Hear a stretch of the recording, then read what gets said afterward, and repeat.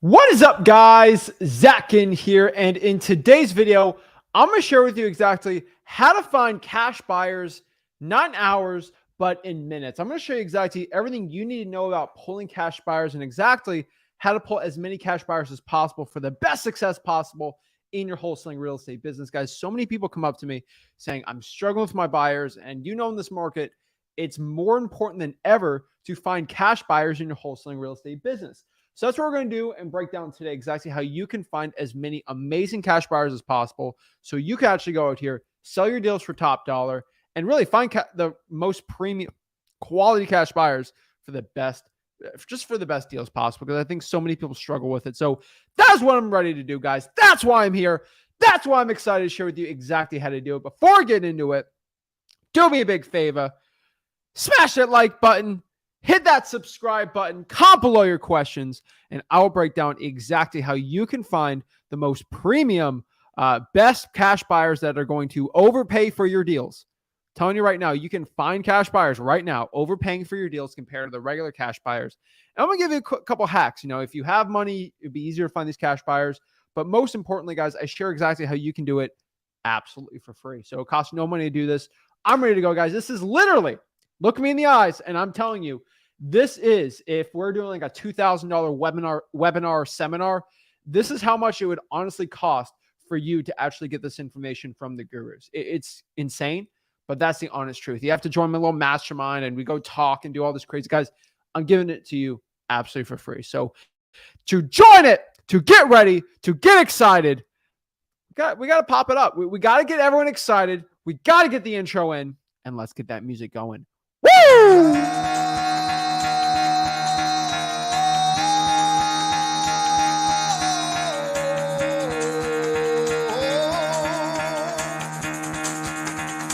Get the fuck out of bed, bitch, go.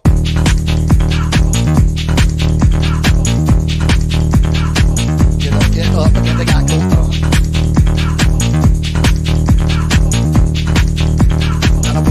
Time to wake up, bitch, get up. Get up, get up.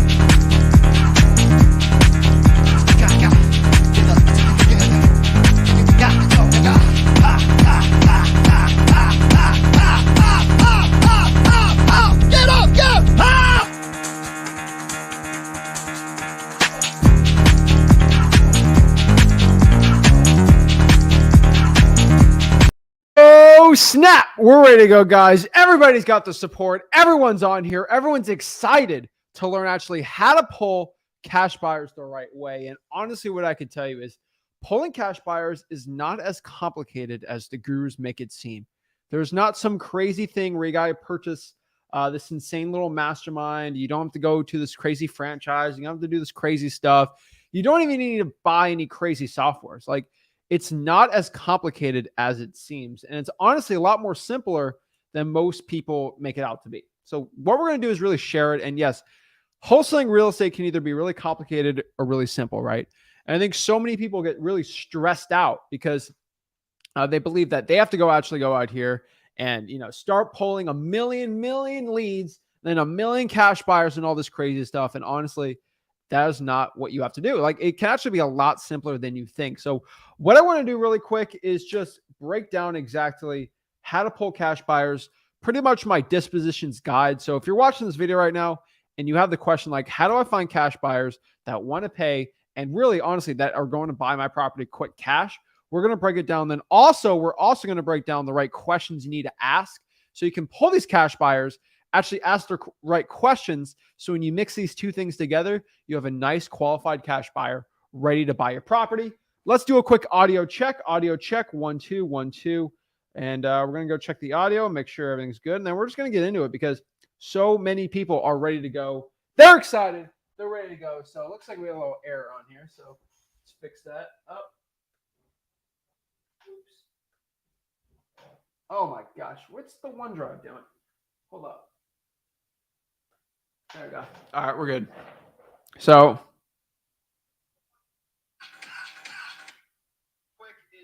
Yep. All right, let's get it going, guys. So, let's go pop it all up. So when it comes to selling your deals, dealing deals with cash buyers. Let's kind of get the board up here. So I'm a visual learner and I don't really do too much visual stuff.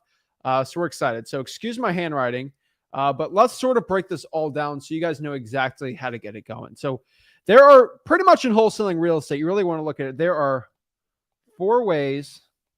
This thing is going to be thicker. All right. There we go. There are 4 ways to find cash buyers. Okay. Yes, my handwriting's terrible, but I get deals, so whatever. Okay. So there are 4 ways in wholesaling real estate to find cash buyers. There's it really comes down to 4 ways. So let's kind of break down the 4 ways. And I don't care what your guru says. I am here to simplify the wholesaling real estate business. I am not here to make it more stressful. I'm not here to make it more complicated.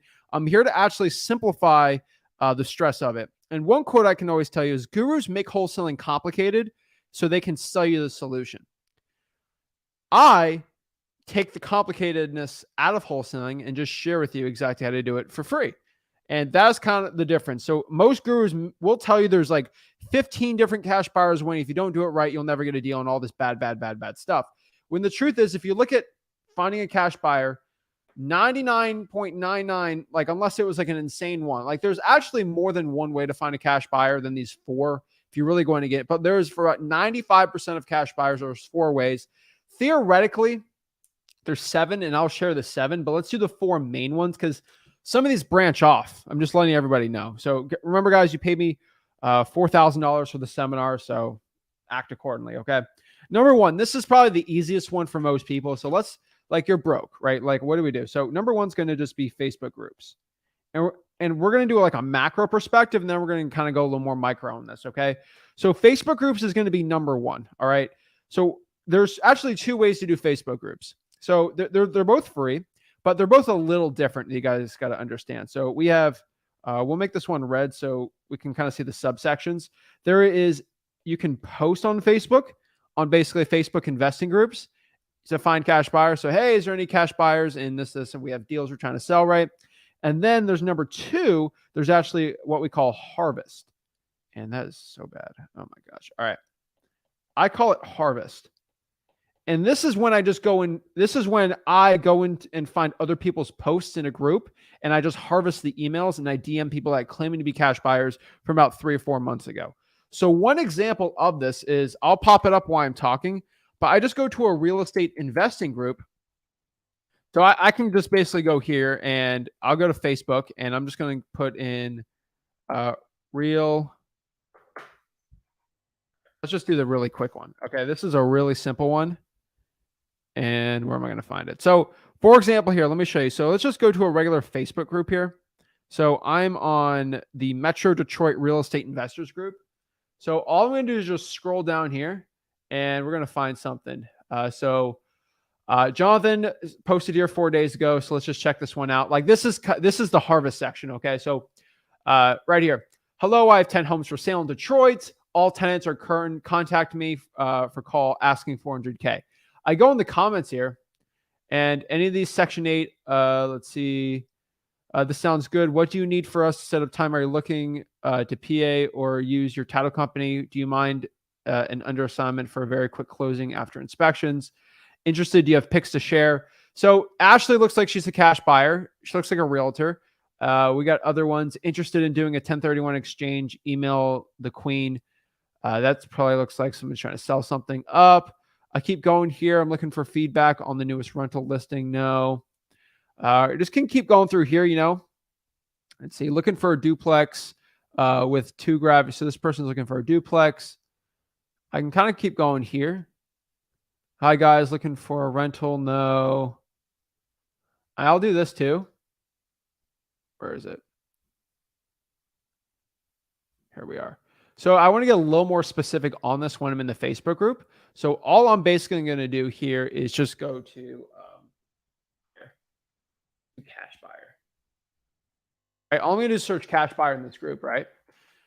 So Christina says here, she says, attention wholesalers, cash buyer in Michigan, looking for properties in below. Email me your deals. Seemed like she might be a cash. Well, obviously we got to ask the questions, but like this is pretty easy, right? Like, I mean, this is how we find this is the harvest section, I could say, right? And then, attention cash buyers, what percentage are you buying at, right? I'll comment here. This guy looks like he looks like, so what I do is just like message this guy like, hey, are you looking to buy any more properties for cash? I'm a wholesaler. Then you can go from there. It's really easy to harvest from there, right? And then if you want to learn exactly what to post, so I kind of put post on there. So let me show you. All I have to do is I'll just go on YouTube. It's at freewholesaling.com, the copying you have to do. But yeah, Facebook cash buyers with Rick, excuse me for a second. And so we use a very, very, very specific ad copy. So this is at freewholesaling.com. I'm just pulling up the YouTube video that I have on it. And then the freewholesaling.com, you can just copy the ad copy. But we have ad copy of what to post. So if you look here on this video, I basically post these and honestly, I would probably post this on I'd probably post this on that Detroit group. So it's basically this one. Isn't the description? Yeah, it's right here. So here's my ad copy pretty much. So I just write this and then I post in the groups. Now, a lot of people have watched that video, so they're using a little more. But pretty much what it is, where is it? Not the like video. Oh, yeah, right here. Houses at a deep discount. If you're in Port St. Lucie, market, and if you're looking to buy off-market properties for 30 to 40% off market value and to make big profits on your next rental or flip, then PM me, drop me your email message, guys. You'll have 3 or 4 or 5. I can tell you straight up, guys, you'll probably have 5 cash buyers contact you every time you post. So I hope you guys understand the difference between posting and harvesting. Posting's when I post this ad copy. Actually, let me put it on the YouTube comments. So let me just copy. It won't be formatted, but I think you guys know. Now, if you're like, I would put Detroit, right? But like, guys, you post that, you'll probably get 5 or 6 cash buyers every single time. And if you do that in a bunch of groups, once or twice a day, I think it'll be fine. So let me post it in the comments. It should go through. All right. So it should be on YouTube, but I think it's kind of, it got posted as 2 comments, but you guys can go in there, copy it if you really want. But that's honestly how, I know I'm glossing a lot of this stuff over, but I just want you guys to understand, I'm glossing it over because it is all free. The insane detailed tutorials on it are at freewholesaling.com, but really it works really well, guys and gals. And so that is kind of what we're talking about. The first part, Facebook groups. People understand what I say, but they don't go as hard in the paint as they should with it. So Facebook groups are amazing, guys. So again, just recapping, there are 2 things. There are posting and then there's harvesting. You'll find a ton. I'm telling you straight up, probably in minutes, you'll find your first one like I did when I popped it up. You could probably find 50 to 100 in probably 30 minutes. I'm not that. That's even conservative. I think I found 250 in 45 minutes. I did a live stream where I showed how many I can pull. But here's the problem. I want you guys to understand how Facebook groups work. Okay. So let's do blue. All right. So let's say I do a lot, right? So let's say after everything, I pull in an hour. Okay. I pull 200 parentheses cash buyers. Okay. They're parentheses for a reason. All right. They claim to be cash buyers, but I asked them their questions like, hey, proof of funds, are you okay with wholesaling, assignment fee, title, all that stuff, right? Which I'm going to share with you at the end of this video. Most likely, you are going to probably pull, and I'm just saying this nicely, at most 2 to 4 legit buyers. Okay. And what is a legit buyer, right? What makes a buyer legit? Well, what makes a buyer legit is, number 1, they're ready to go. Okay. They're okay with you making money. They're if I send it to them, they're ready to go. 200, a lot of these are going to be basically wholesalers trying to daisy chain you, cash buyers that aren't looking to buy cash, all this crazy stuff.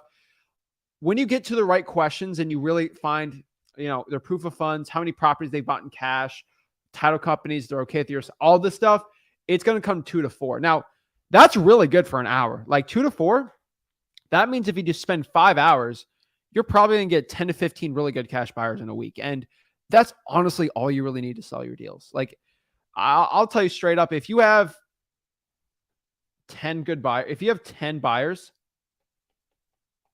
and I'm going after a theoretical deal where it's, let's say it's locked up. It's locked up for 100K and I try to sell it for 120K. With 10 really good buyers, I'll tell you straight up where the numbers are going to show. I'll make it green for money. I would probably say that, I'm just trying to think of math here. Probably 4 of them are just going to say no because it's not the right criteria. 2 of them are going to be at like 90K. Okay. And then we have 2, which will probably be at 110. And then maybe I would say 2 at probably 120. And these are how the numbers really work. So we're going to have 4 here that are going to say no. Just want everyone to understand that. Like if I have 10 buyers, they're all going to be so much different. And you got to legit call these people out. And honestly, 2 out of 4 is not like, I hope you guys don't understand. When I say legit buyer, like I call them, they're ready to make a decision. They're not going to ghost me. I have an actual relationship with them. This is like, this is the truth. Okay. So 4 of the 10 are going to say no. Just, it's not their, people are just interesting with their, okay. 2 of them are going to be at like the super low ball price. I'm just being honest with you. Okay. It won't even work for you. Okay. 2 of them will actually be at a decent price for you to make money, but you know, they'll buy quick, but unfortunately they're probably not going to be the best price. And then you have 2 like Goldilocks people. That's like, it's the perfect deal, right? They got all these rentals and they're ready to buy. That is pretty much how they work. And remember guys, this is all recorded. So just so y'all know, I get in little rants here, but, all right, let's go back here to the Facebook group. So that was number 1. What is number 2, right? Now, number 1, it's good. You get a big volume, but the quality's down. So that's why from 200, it gets to like 2 or 4, right? So let's kind of talk about number 2. All right. Now, number 2 right here is pretty much going to be the 4 rents. Okay. And why am I so hard in the paint when it comes to 4 rents? And I'm going to go another rant here, just really quick. So a cash buyer, okay, they have 2 reasons to buy. All right.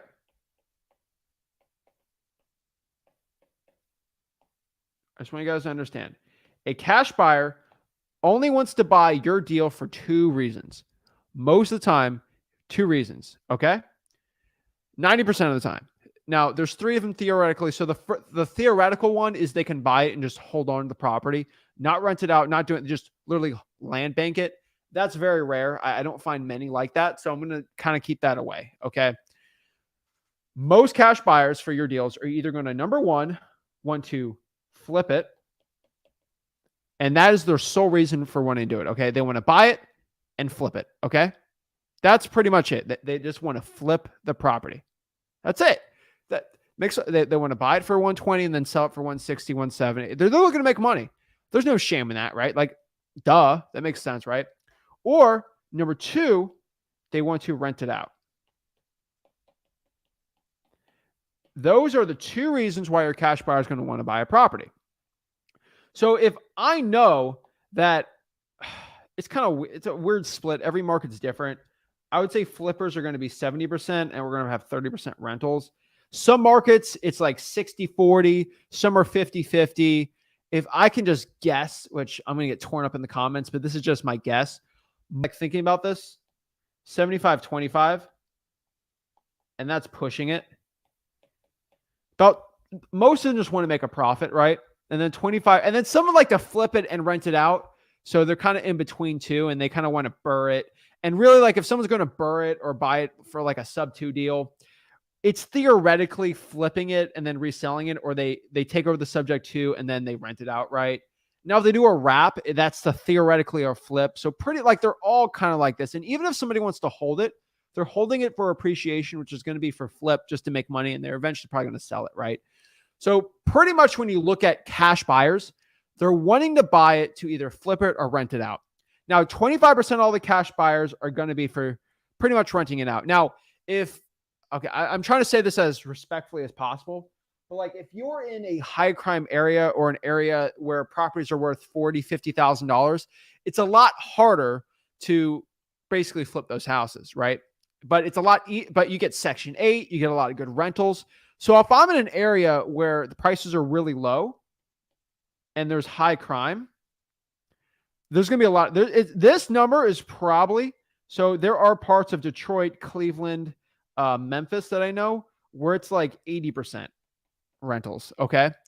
Every market's different, guys. I just want everybody to understand that every single market is different, right? So I have an area, it's even by zip code in my market where it's a higher crime area, but they're amazing Section 8 tenants. Like the tenants are great, just a higher crime area where most people buy it and rent it out. My cash buyers in that area. I have flippers that won't even go near it. So in some areas like that, or if we want to get rental properties, right, we're going to want to figure out the cash buyer numero uno who wants to rent it out. Now, Facebook groups and all the old ones, they want to flip it. But if I want to find specifically the cash buyers that want to rent things out, that want to buy it to rent, where am I going to find them? Most likely, they already have bought in other properties and rented it out, and they want to buy more rentals at cheap discounts because that's what we do in wholesaling. Where are they going to be? They're going to be on the for rents. That's why I would tell you guys to go to the for rents because they're sitting there, they're chilling, right? Like if I want to go, I'm wearing a Dolphin shirt today. So if I want to go find Miami Dolphins fans, am I going to go to Pittsburgh? No. Okay. Like there are some, but not many, right? I can go to two ways. I can go to the Miami Dolphins, fan club on like a Facebook group, and then they're there, right? I ain't going to go to the Pittsburgh Steelers Facebook group, right? If I want to find people that are into knitting, I'm going to go to like knitting stores, right? Like if I want to find cash buyers that want to rent properties out, where are they chilling? They're chilling on the for rents because I can't just look at a property and say, yeah, he's looking to rent that. He's looking. You don't, right? You got to go where they're chilling, right? And so that's why I'd go to Miami. I'd probably go to Hard Rock Stadium and I'll find a lot of Dolphins fans there, right? Those are the reasons why people are looking to sell their real estate. So that's what I just want to let everyone to understand. Why am I so adamant about finding the for rents? Because 99% of the cash buyers that are going to rent it out already have other properties they're looking to rent out. You don't want to be the first person's first rental. So where do I go for the for rents, right? So pretty much the ways you go to the for rents is I like Zillow. Zillow is probably going to be the number one option because most people don't have the money for it. So you kind of go to the Zillow for rents, right? Great strategy. You just call them up and you say, hey, are you looking to buy any more properties for cash? Pretty simple. Number two, MLS. Now, there are some issues with the Zillow for rents and the MLS because some of these properties are both listed with a realtor. And that's not bad. But we got to understand if, Sally Sue Realtor is listing this property, she's not going to, I can't give up the client's information.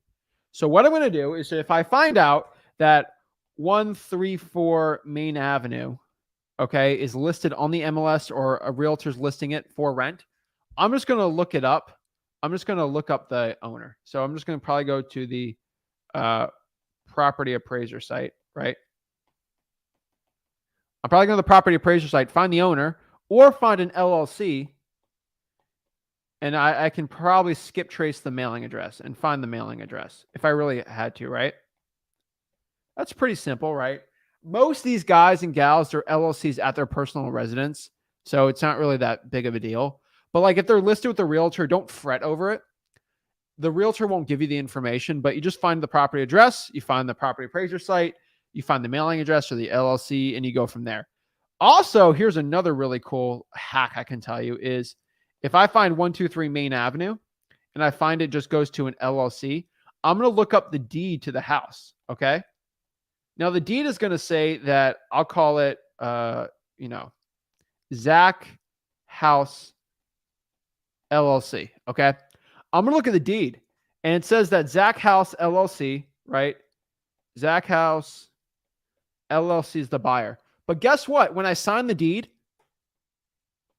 it's going to be Zach Ginn, and it's going to say Zach Ginn on the bottom, right? It's going to say Zach Ginn on the bottom. Now I know Zach Ginn's the cash buyer. Boom, right? Because LLCs aren't people, right? they're a collection of people, but still a president co-sign, somebody has to sign that deed. And so even if it's got a mortgage on the property, so you have to figure that out, right? And some people say go to True People Search if it's listed with a realtor. I wouldn't, because the tenant's information is most likely going to be on there.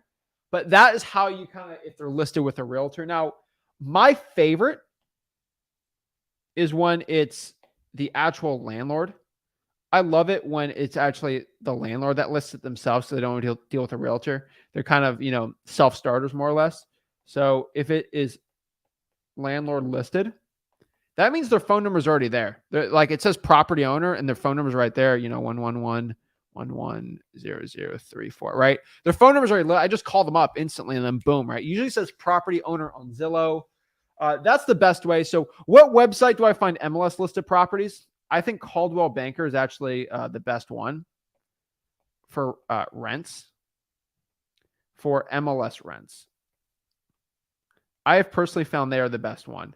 I don't know why, but from all the free websites, honestly, I could tell you is Coldwell Banker, the 4 rents for the area are probably the best MLS listed rentals out there. But I prefer landlord listeds. So for rent by owner, FRBO, those are actually really good. So that's what I really like. And yeah, there's plenty of cash buyers from them. You just call them up.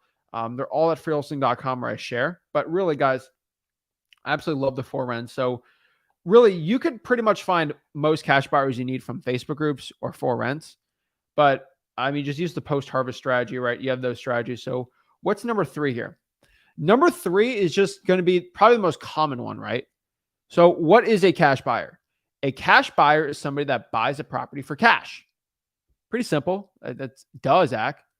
So if somebody buys it, what if I had a list of every single cash purchase? That's it. It's the cash sales. Specifically cold calling them. So you get a list of all properties that have been sold. Okay.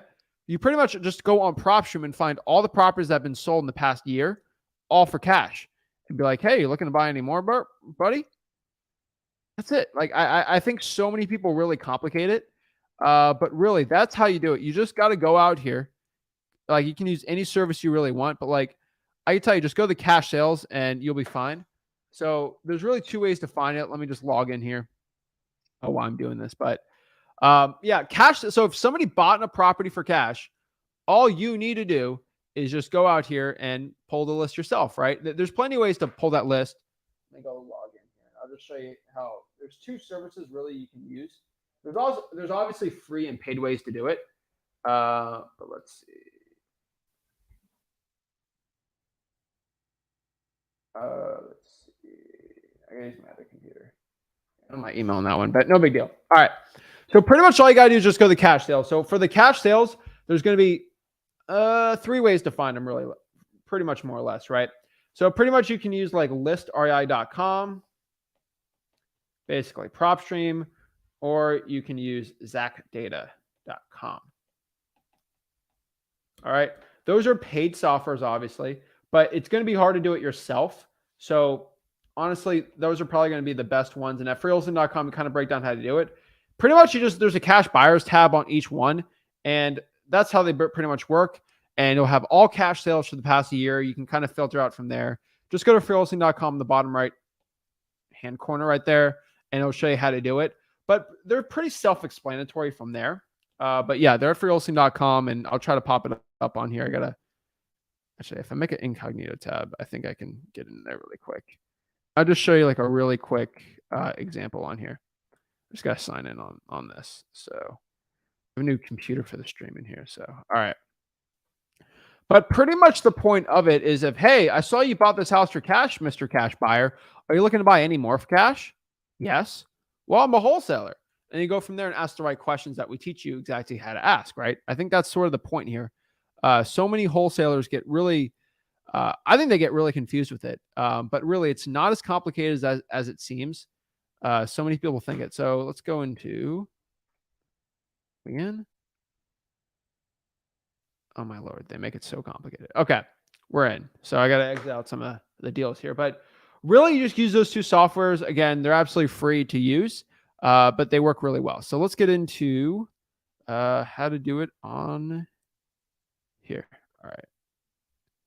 See, I got to block my location on here, but all right, here we go. So let's show you. So it'll take me like 5 seconds to find this, but let's see, where's this one? Here we go. So all you gotta do is just go into PropStream here, and this is basically listrei.com. So all you gotta do is once you're in there, somebody give me a market. Just do Las Vegas really quick. Pretty much all I got to do, I'll just go in here to Las Vegas. I can filter. I can go through all these things, but all I would just do a quick list. All you got to do is go to cash buyers. And then from there, I can kind of do property characteristics. I went for residential real estate, single family houses, right? I can add multifamily. Let's just do single family for now. I don't really care about MLS. Years of ownership doesn't really matter. Owner type, I can do individual, but I don't think that matters too much. And then all I care about is, I mean, I could do this too. Numbers of property owned, minimum 2. That's one I've found a lot of people like a lot. That person had to own at least 2 properties. And then you can go through, like, you can even go through all the valuation and equity, right? I don't think it's going to affect too much, right? Maybe you want to make the value at most 500K. You really want to get crazy with it. But pretty much it'll give you a list of cash sales right here, right? It's not that complicated. So all I got to do is I'll go to list view. And then the only thing you got to do is go by sale date. And then go by the most recent ones. And these are going to be recent properties that were bought from cash, right? Pretty simple. So like right here, Lee Min Ging. So some people just buy properties for cash. It looks like she lives in California. So this looks like a rental property here. So I got her information here. Go to mailing address. I can skip trace it. Boom, ready to go. That's really how you do it. PropStream works the same way with it. Batch Leads works the same way with it. But really, that's how you do it. You go to those softwares from there. Makes it pretty easy. But there's other ways around it. You can do it for free. So let me just show you that really quick.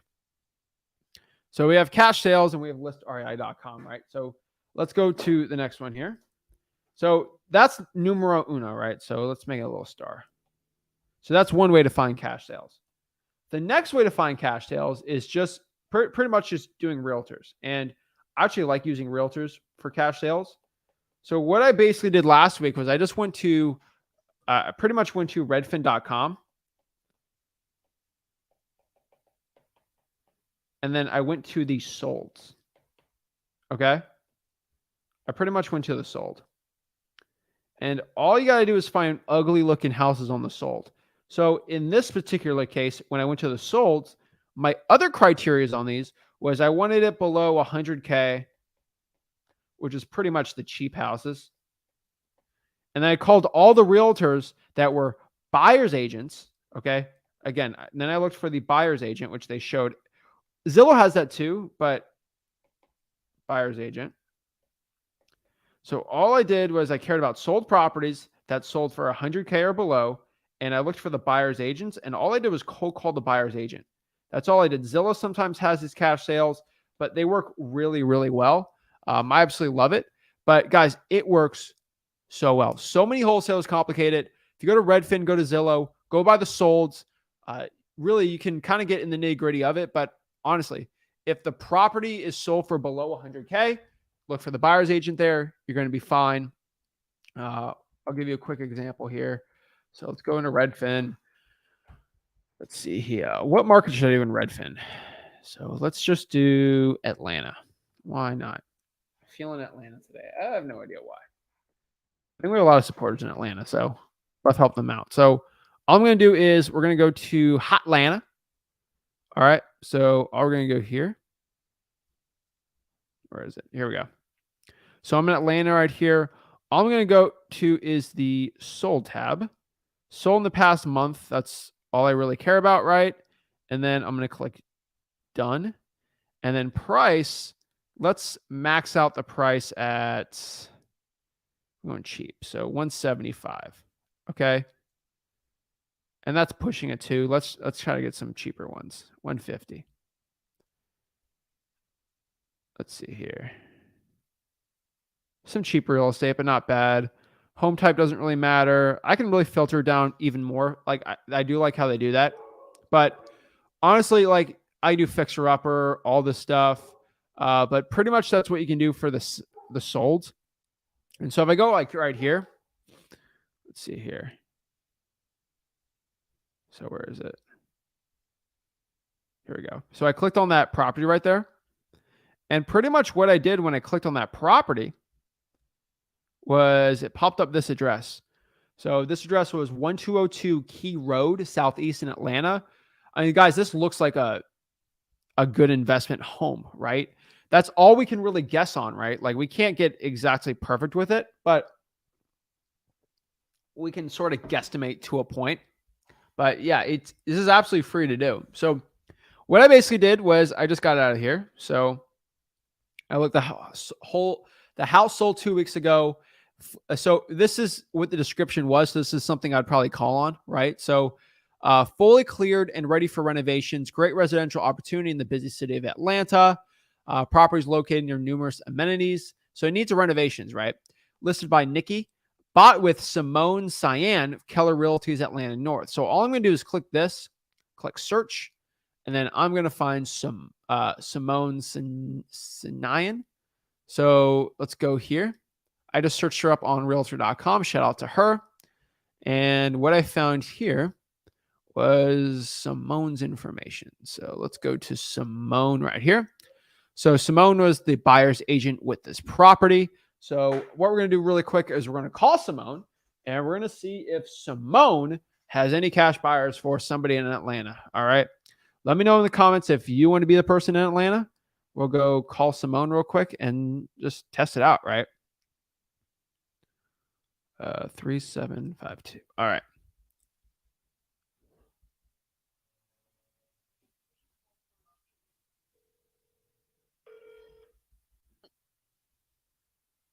Please leave your message for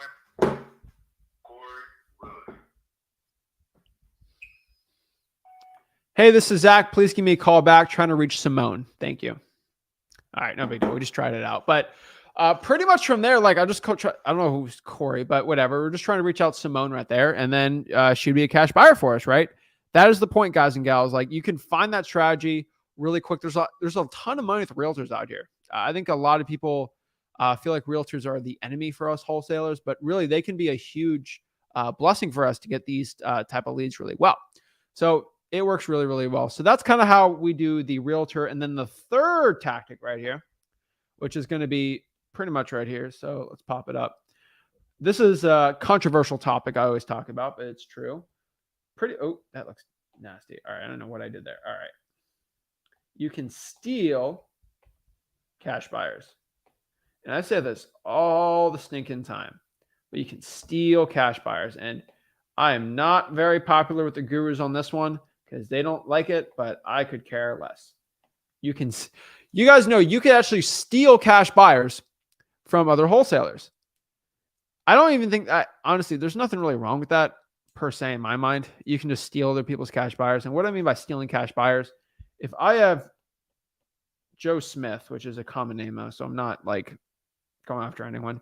If Joe Smith is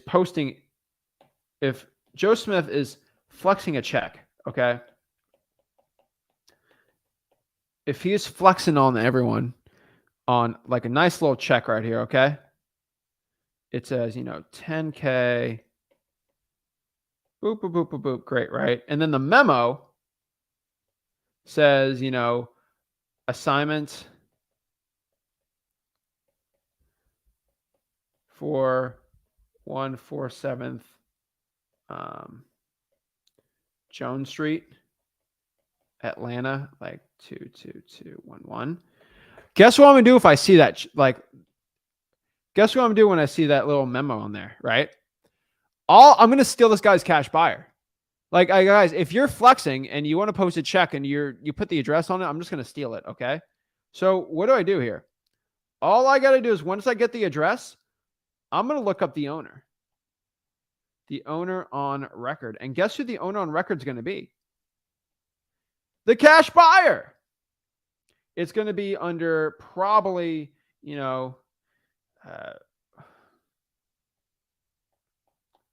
North ATL Rentals Inc. And then I have the address and I get someone's phone number. Guess what? I know North Atlanta Rentals was the person that got the assignment on this check. Boom. It is insane. But you can steal people's cash buyers all day like that. There are people every day stunting. They're flexing. They're stunting. And really, you can just, I love it when people flex because, I mean, obviously I like when people post their wins on stuff, but usually they don't post the address on it. Some people on like the guru groups love doing this. And I'm like, just steal the cash buyer. This is how you steal anyone's cash buyer. And I would like to say, I've done this millions of times. I had one guy just flexing on, I did this deal here. I'm like, okay, well, let me use the cash buyer.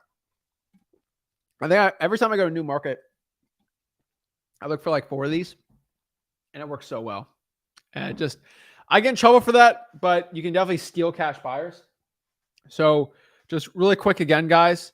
So how do you deal with the cash sales correctly, right? You go either to listarea.com, zacday.com, actually pull it, skip trace, call it. You can go to realtor.com. Actually, no, you go from realtors, you go to realtor.com, redfin.com, realtor.com.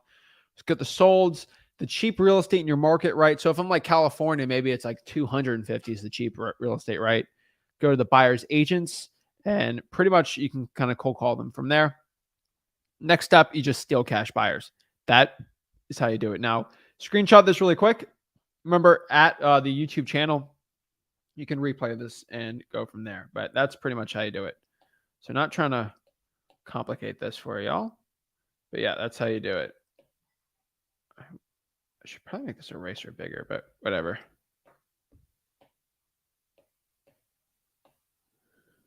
Whee! All right. So that is cash sales, y'all. So let's get to the next part here.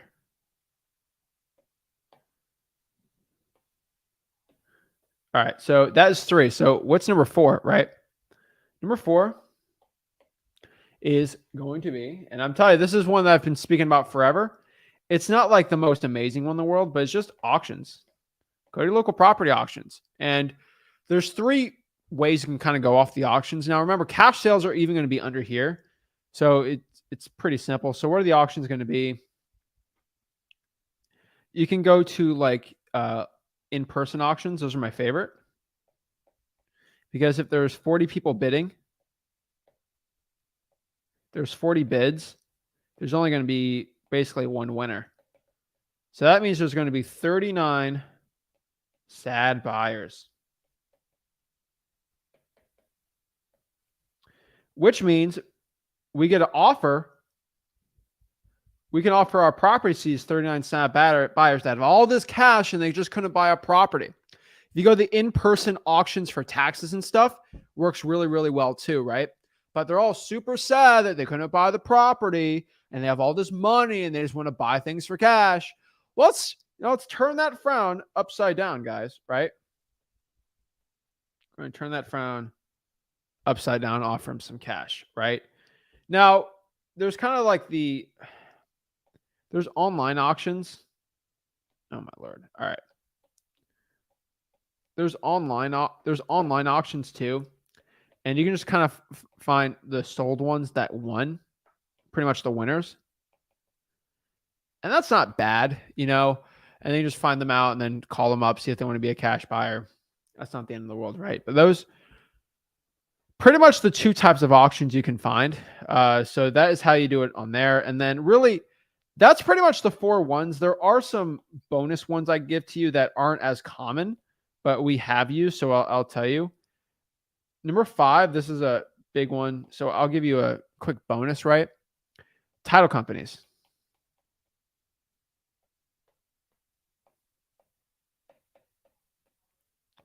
Why do title companies work so much for cash buyers? Okay.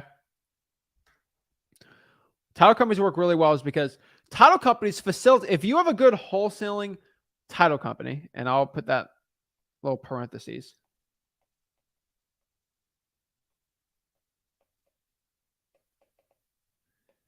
If you have a wholesaling title company, they probably do a good wholesaling title company will hopefully do 10 to 15 deals a month.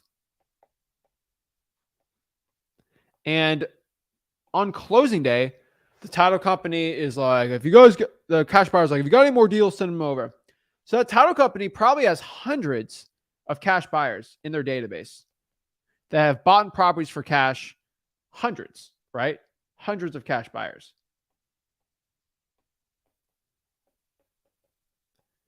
That means, why don't we just ask? That is, I think that's the most important part.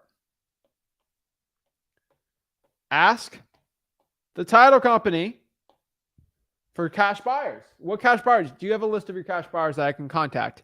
Why do you want to ask them? Number one, if they use a cash buyer, if the title company reaches out, that means that's more deals that can be sold with their title company so they can make more money. And that is the point. And so that is number 5. That's a quick bonus, but wholesaling title companies actually do work. So you can use that for it. All you got to do is just ask. And I promise you, the worst thing they say is no, but it's definitely a really good way to find buyers. I don't think a lot of wholesalers really talk about that way too much, but that's really how you do it. So that's pretty much how you find them. And so the last question here, is the last question, probably the most important question for you guys is, what are the right questions to ask, right? So questions to ask buyers. Because there's pretty much 7 to 8 questions you have to ask your cash buyers when you get them and they say they're a cash buyer, and you got to make sure it's actually legit and going to work, right? So let's break this down. So questions to ask cash buyers. I'm going to scroll it down, screenshot. We'll do a kind of macro perspective on this, but these are the questions you have to ask your cash buyers. Number 1 is probably the easiest one, but a proof of funds. Pretty simple, right? I want a proof that you have money in your bank account. Pretty simple. I think that's pretty self-explanatory, but just get a proof of funds from your cash buyer. I promise you, the legit cash buyers don't really care. You just want to make sure you're dealing with somebody that doesn't have the money in their bank account, and make sure when it comes to a proof of funds, they actually have their name on the account. Too many times I found fake cash buyers using their guru's name on it. So they'll have like, Guru Smith funding gives a 400,000 line of credit. Guys, no. Okay. What I want you guys to understand is I don't want a hard money lender. All right. So let's do this. Hard money buyer or a cash buyer. Okay. What did the title of this video say? Did it say how to find hard money buyers or cash buyers? Right. I'll tell you this straight up. A hard money buyer is going to ruin your deal. Most of them, some of them do well, but most of them are going to. So we are not going. Oh my gosh. I can't even write a straight line. You guys get the, I don't want a line of credit. I don't want any of this stuff. Okay. I want a cash buyer. That is what I want. I want a cash buyer. I do not want a hard money buyer. I want you guys to understand this. This is very, very important. I want a cash buyer, not a hard money buyer. Once you understand that, you won't come up to me and say, Zach, my deal, it got screwed over. Oh my gosh, the lender. This is so funny. I get this all the time. And I'm doing some one-on-ones today, so it's going to be hilarious. I don't think anyone on here is going to tell me, but like, Zach, the last day of the closing and the funding didn't clear. Why didn't the funding clear? Because the house has no roof. It has plumbing issues. Of course, the lender, the hard money lender, ain't going to lend you money on this. But guess what? A cash buyer is buying it for cash, so it doesn't stinking matter. Weird. Like, I have so many gurus giving their hard money lenders, and then like they're acting like they're cash guys. We are dealing with cash buyers. So many beginner wholesalers have this issue because you listen to stupid broke gurus that don't do wholesaling deals. I'm telling you, cash buyers only. It drives me. But the market's there. I don't care what the market says. You still got to focus on cash buyers. This video was about cash buyers, not hard money buyers. The difference between a cash buyer and a hard money buyer is that they have a proof of funds right here, a proof of funds. I'm going to break this iPad in a second. They have a proof of funds. A hard money buyer has a basically what pretty much a lender, basically a funding lender. Okay, it has a letter of funding, line of credit. Okay, cash buyer. All right, that is the point. That is what I'm talking about. Their name has to be on the account. If it's not their name, it better be their spouse's name. And if it ain't their spouse's name, I don't really care. Okay, just letting you guys know. Okay, so it's just it is so funny, but it drives me crazy. Okay. Now you can do private money. That's money in the bank account. But if you have to go through points and all that, no, okay? No. All right. Number 2. What is the second question we must ask here? We must ask them if they are okay with the wholesaling process and if they know about it. Why do I ask them this? I want to see if they actually understand wholesaling. Okay. I really want to understand if they understand what wholesaling is, because if they don't know, and they might want to actually not even do a deal with us if they don't understand it, right? Because if they know how wholesaling works and they know that we're going to make money, I think it's fine. If they understand that they have to deal with my title company, if they understand they have to deal with my type of walkthroughs, how the walkthroughs work, it's not an open house. You get the property for cheaper. You deal how the assignments work. You have to sign assignment.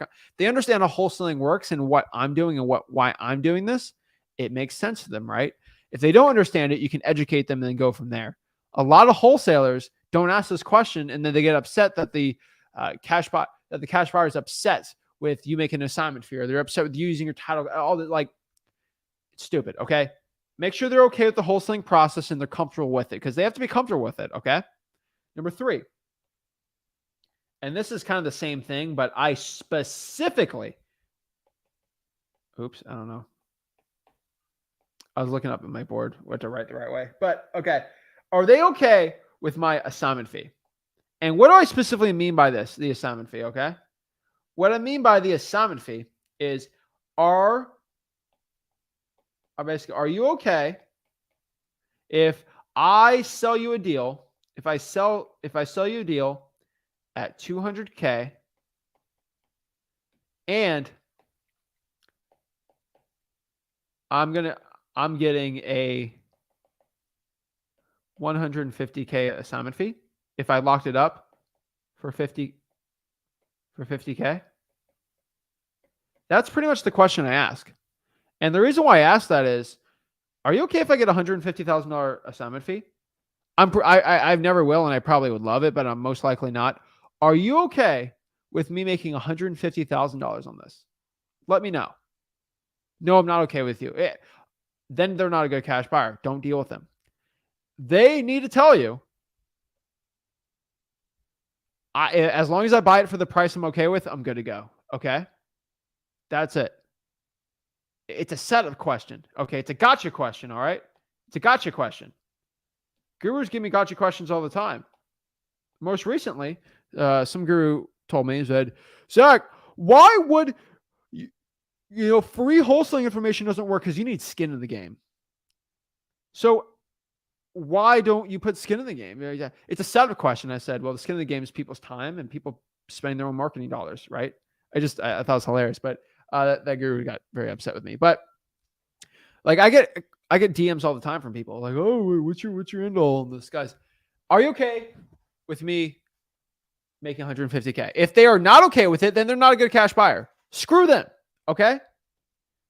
Legit cash buyers, they have to be okay to make 150K, because guess what happens? If I ask them if they're okay with 150K and I end up making 40K, they're like, oh, I don't care. That's not 50K, right? It's just so funny, right? Because I think so many gurus never teach that. But like, if you ask that question and they're like, dang, he's makes 70K, but I did say I'm okay with that, so whatever, right? It's just, if you don't say it, if you try to make it hidden, no, okay? And honestly, guys, between you and me, if you're making over 50K, you're probably going to double close it, so it doesn't matter. But you still want them to be comfortable with it, because I see a lot of issues with cash buyers where, let me rant really quick. Here's a big issue with cash buyers. So if you're only using 2 buyers and they know you only have 2, deal number 1, you'll probably make 30K. All right. Deal 2 probably make 25K. And this cash buyer is like, dang, this is how a lot of cash buyers get greedy. That's why you need a good amount of them. They're like, dang, you know what? This kid, I could probably get it for lower. So deal 3, they're going to say, I can buy it, but it's going to be 10K lower than whatever they even offer. So you only make 15. And they say, you know what? This kid's his only buyer. He's making 5. That's all he deserves. And then you end up for deal 4 through 10, if you only have one buyer, only making 5K. Deal that fifth deal could be a 30K-er, but only 5K because you only have one buyer. And that is a huge issue. And that's why I give you all these strategies. You don't want a cash buyer to be obsessed with your assignment fee and they just start lowballing you because they think you have insane fees for.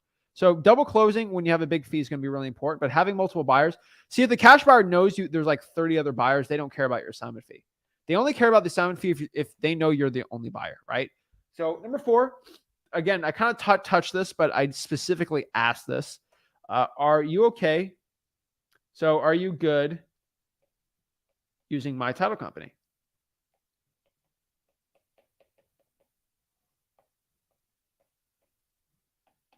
I'm using 1 Main Street title. That's who I use. Are you okay with that? Remember, you're paying title for this. That is the one I use for my wholesaling. No ifs, ands, or buts. That's the one you're using, right? So make sure they're okay with it. But it's pretty self-explanatory from there. Number 5, again, this is really simple, but let them know that there is an earnest money deposit and that it is whatever one you want. I probably do $2,500 earnest money deposit.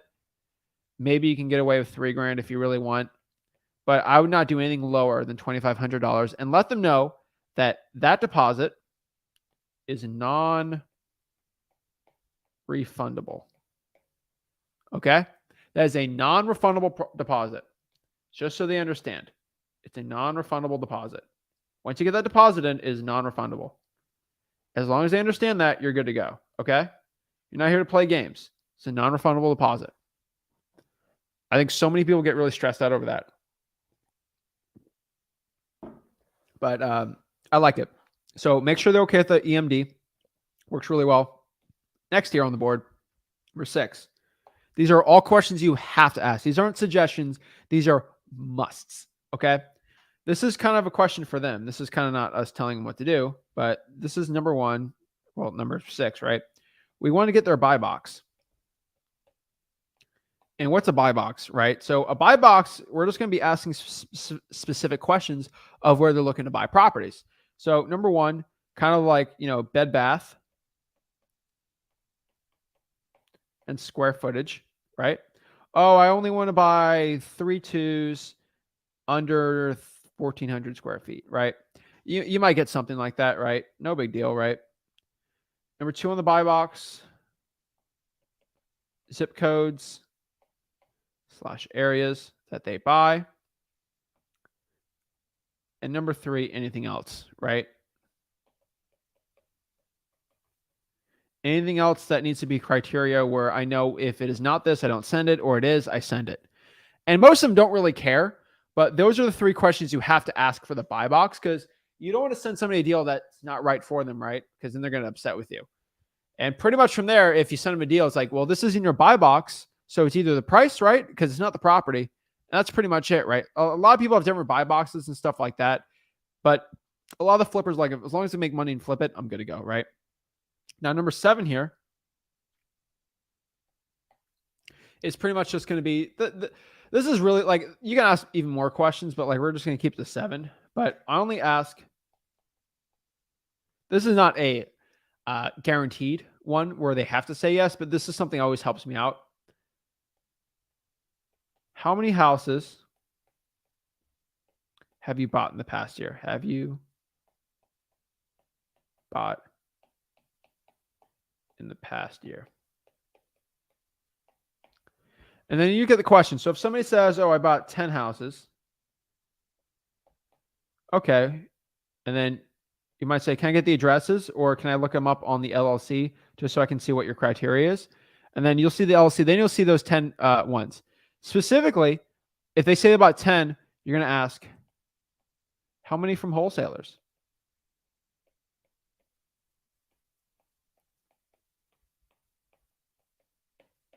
And it might give you like, I bought 3. No big deal, right? Then I know they've bought from wholesalers before. So this person has already bought in properties from wholesalers. They're probably a really good cash buyer. Those are the questions you have to ask, because once you start getting into that, things start really opening up for you guys. I'm telling you. So remember, guys, how many properties you've bought in the past year? They say 10. How many from wholesalers? So let's recap. Let's kind of recap let's recap from the top. All right. So how do you find cash buyers? There's 4 ways. There's Facebook groups. Either do it by posting or harvesting them. Pretty simple. Cold call in the 4 rents. I prefer Zillow. 3, cash sales. ListRia.com. You use realtors. Use all these strategies we do. Auctions. We actually find wholesaling title companies. Pretty much what I could tell you is 10 to 15 cash buyers going to be with the title company per month. So there's going to be hundreds on there. Just ask them nicely. And again, what are the questions we have to ask our buyers? Number 1, proof of funds. Get a proof of funds from them. Cash buyer, not a hard money buyer. Number 2, are they okay with the wholesaling real estate process? Remember, if they're not okay with it, not a good deal. Are they okay with my assignment fee? Are they good using our title company? Make sure they know we have a non-refundable earnest money deposit. What is their buy box? What properties they're looking to buy? And how many properties they've bought in the past year, and how many from wholesalers. That is a recap. That is exactly how you find cash buyers in minutes. That's how you find as many buyers as possible. And that's how you find buyers that are going to overpay on your wholesaling real estate deals. So many wholesalers really complicate the entire process for wholesaling real estate, dispositions, and selling your deal for the best profits possible. I promise you guys and gals, it is not as complicated as the gurus make it seem. Guys, this is, I know I jam-packed this information in under an hour. Well, kind of an hour, but technically under an hour. So guys, I want you to replay this. Remember, just go on the YouTube channel, make sure you subscribe, and then really just watch it through, replay it. I don't have, like 30 hours to break it all, but like I try to get into it as much as detail as possible on there. But yeah, so that is pretty much how you find cash buyers, guys. If you have any other questions, let me know in the comments. We're going to do some one-on-ones today. We're going to answer some comments. We're going to have a fun, jolly old time out here. But yeah, that is the point. So I like Chevy. Chevy got a cool question here. So Chevy said, new to the free wholesaling education, I apologize in advance for any newbie questions. There's no bad question as a newbie, right? One thing I can tell you is if you are a newbie, let's make this darker. If you are a newbie, I'm not like, there's not a bad question you can ask, but the one thing I could tell you, let's just make it black, whatever. Where is it? Hold up. There we go. The one thing I could tell you is if I would prefer, if you have a question maybe that you might think is a newbie, go through freewholesaling.com, the free wholesaling course. Most of your questions will be answered in there. But again, if you have a question that seems like a newbie, just ask it, right? Like the worst thing I'm going to say is say, well, no, right? Or this is something we teach at freewholesaling.com, but it's this, this, and this, right? I think a lot of people get disgruntled, like, oh, I don't want to ask that question, be newbie. There's so many newbies watching it. You're actually going to help people out. So don't get freaked out or sad or anything like that. Like if you're a newbie, love to help, right? That's sort of the point here. So yeah, don't get worried if you're a newbie or something, but yeah. All right, let's get some, let's see. I've always looked for homes based on my buyer's buy box. Yeah, love to do it. All right, so let's see some questions we got here. And yeah. So this is a big one. Zach, how do I go about skip tracing a buyer's LLC to get a hold of them? Honestly, what I've always found is if I can look at the mailing address and find who owns the mailing address, hopefully it's not a UPS box or PO box or something like that. You can pretty much just find their personal address. PropStream's really good on it, listria.com. Or you can actually go out here and probably just look at the deed and see who signed it and then kind of look up who's the owner on the property appraiser. That's going to be your best way to find it because most people own their own homes they live in with their personal name. There's trust and stuff you go around that, but really the reason for that is because they want to get that homestead and stuff like that. So yeah. Let's see here. Love Dr. Doom. Oh yeah. Love, I hope he's in Wakanda Forever that movie's going to slap. Black Adam's going to be a good movie too. I'm excited for both of them. It's going to be really fun, but no, this is, This is MF Doom, not Dr. Doom. But yeah, I think it's artwork from Operation Doomsday, but he's a rapper. Rest in peace. Love Doom. All right. And I actually, Victor Von Doom is my favorite villain too. So Secret War is waiting for it. But yeah, it's cool. They kind of combine there. But yeah. So let's answer some questions. Let's do some one-on-ones and see exactly how I can help the people out. Now, I always bring this up. I always talk about it. I always roll my eyes on this, right? But like, I get asked all the times, like, how do I hop on these one-on-ones? How do I talk to you? How do I have a conversation with you? How to get coached from you absolutely for free? And always the answer to that is in the Facebook group. That's it. So let's kind of break this down exactly how you can actually hop on here, talk to me for free, talk to me absolutely for free. All you got to do is just join the mastermind, Wholesaling Houses for Real. That is my Facebook group where I teach you exactly how to wholesale real estate absolutely for free. It's our community of wholesalers. Love the group. Everyone's amazing in it. And yeah, pretty cool. So just go here, www.facebook.com/groups/wholesaling houses for real, because I wholesale houses for real. I'm not a fake guru. I'm not none of these things. I just show you how to wholesale houses for real because it's what I do, guys. So yeah, wholesale houses for real on Facebook. Go check it out. But yeah. So how do you hop on this? So let me just show you really quick. Wholesaling houses for real. So right here, I am in Wholesaling Houses for Real, 73,000 members strong, which is amazing. So how do I hop on here? So all you got to do is when you go in the tab, the featured tab, Zach shared this 4 hours ago. So everyone had 4 hours to get in line to go talk to me. Okay. Everyone had a lot of time to hop on and talk to me. Okay. So you click here. All you got to do is you got the time right here. You can watch here on YouTube or you can join here on the StreamYard link and then hop on and talk to me. I don't like making the StreamYard link public. It's only for the Facebook people. Like a guru says, I'll have an event, but only for the paid students because I don't want any of the people trying to learn for free get too much good stuff from me, right? But no, you just got to go to the mastermind. It's absolutely for free. And then we'll kind of break down exactly how you can start wholesaling for real. So without further ado, if you go on there, click that link, you will be in line to talk to me absolutely for free. And we'll break it down. So Cody says, do you hate being called a guru? I ain't a guru.